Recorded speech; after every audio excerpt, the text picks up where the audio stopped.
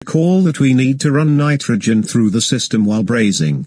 Purging is a process of removing impurities inside the pipe using a gas. Recall that we use nitrogen gas because it is dry, non-reactive and non-combustible.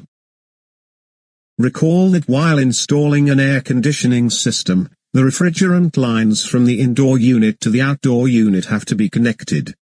We use brazing process to connect them. If impurities are formed during brazing, they can get carried by the refrigerant through the system. This will damage the system. Avoid an excessive flow rate. A high flow rate will tend to cool the tube. This will reduce brazing temperature. A poor braze joint is created at low temperature. The flux residues that are left on the joint after brazing can be removed by hot water and acids. Nitrogen leak test is carried out to detect leak present in the pipe joint. Nitrogen purging is used to prevent impurities formed inside the tubing during brazing.